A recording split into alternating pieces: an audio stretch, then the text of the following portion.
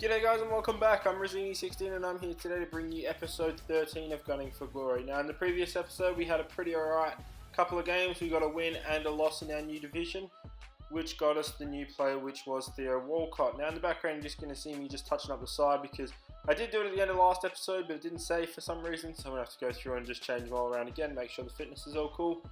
But as I said, we got the title last episode, which means we are in the brand new division, which is Division 6. Now, we have lost our first game in it, which is a kind of a shitty start, but we're going to jump straight into this first game and try and get a win and get us close to winning this title again. And so we can get 4 out of 4 titles. We come up against this really nice 100 chem BPL/Italian league, but it'll be good nonetheless, and let's jump into the highlights. This was a very frustrating game, as I seem to be having a lot of those the higher divisions I get up. It was another one of them games where I felt like he wasn't all that good of a player, but he was very clinical with the chances he had, or lucky, or whatever you want to call it. I don't want to take too much away from him. He was a pretty decent player. I just felt like overall I probably felt a little bit better and should have beat him, as you'll see by that goal from Quadrado. One of them lucky shots me out of the box. Absolutely nothing I can do to stop him except for maybe close him down so he doesn't have enough time to shoot. But mistakes happen, shit happens. We're going to jump in, we're going to try and come back, and it doesn't take us too long before he does a silly pass in defence, which enables us to get a nice curve shot around the back of him with Oxlade-Chamberlain. Not too long later, and he actually pulls me down in the box close to half time, which gives us a penalty. Now, following my 100% penalties in this series so far, I'm not going to miss it now. Walcott did all the work to get in there. I really wanted to get him his first goal, so I let him take it. And we managed to take a really nice penalty. He smacked the top right hand corner. There was absolutely no chance of him getting it.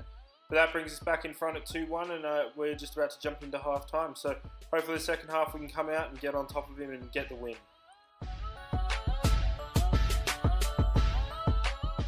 As I said, just going to show you a couple of seconds before we pop into half time, and we're just going to show you the stat sheet for the half time. Stats are very, very close in this. Didn't feel like what was actually going on in the game. I felt like my players are being really derpish and should have had a lot more of the possession and a lot more shots, but probably half my fault of dicking around and half the fault of I reckon a little bit of EAAs where even I just did simple passes and it didn't go to them. But we're going to jump into this second half. We're going to hopefully keep this lead until the end of the game and get over the top of him and get our first win in Division 6.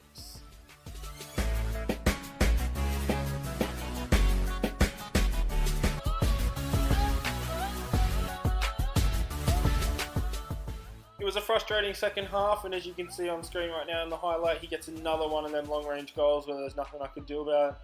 Getting real frustrated with those because players like Toure and that, they're not going to miss from there, and I just feel frustrated because there's nothing I can do about it to stop it. But it was a good goal. He deserved the draw. I played pretty awful, so a draw is probably alright for how he actually did. Now, that actually does bring us to full time, which does get us a draw. Now, that's not ideal considering we're just starting in a new division and we want to get as much points as we can because we want to keep winning these titles and getting us plenty of coins to win the division. But we've still got 8 games in hand and we only need 19 points, I'm pretty sure, from memory. So we should be able to get there pretty easy. Now, just going to jump straight into the second game as the team's all good, and we come up against another nice 100 chem BPL side with Benteke up front, who's OP as hell in this game. I was kind of worried going into this game, but we'll jump into the highlights, guys, and see how we go, see if we can get our first win in Division 6.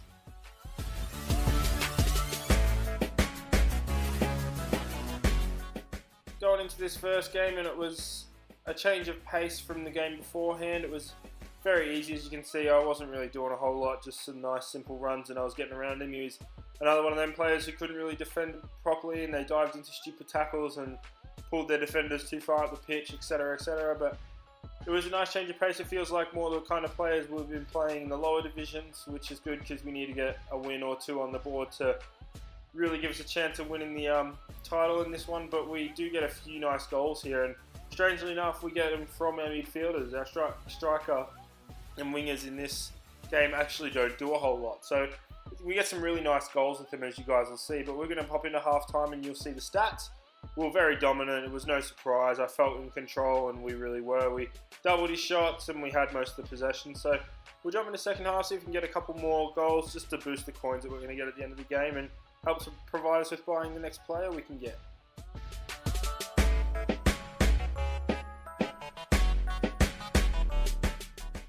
second half started, guys, and kept the same kind of game going that we did in the first game. He didn't come back at all. Had full control, and we got a really nice goal there from Flamini outside the box. He's really good at getting them kind of goals. He's done it for pretty much every single goal he's scored for us.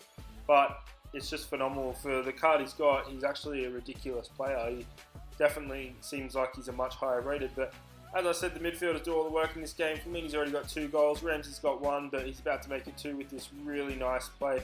Although it was a tramp, probably didn't deserve the goal, but it was a really good play nonetheless. And Flamini, who's there assisting again. It was just all the midfielders this game, and it was a really good, fun game to play, despite the fact there wasn't really much competition on his behalf. It was a really nice, fun game to play. So that draws the games to a close for this episode, and as you can see by the stats, nothing really changed from half time. We were dominant all the way through, and we deserved the win thoroughly, but we finally get our first win in this division, which is also our first win in 3 games.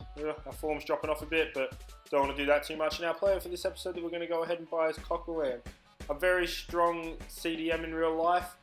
I've played with him a little bit in FIFA. He is a pretty beast player for his card. He's again like Flamini a lot, but I found a lot he likes to get forward in this, where in real life he's a lot more defensive. But I'm not going to complain. We pick one up with 20 odd contracts, so we're not going to have to worry about it for a while. But that is going to bring our episode to a close. Once we buy him, I'm just going to obviously put him into the team, make sure the fitness is alright for tomorrow's episode. But that will draw this episode to an end. So thank you guys so much for watching. I hope to see you guys tomorrow for the next episode, and I hope you enjoy the rest of your day, guys. See you later. Have a nice one.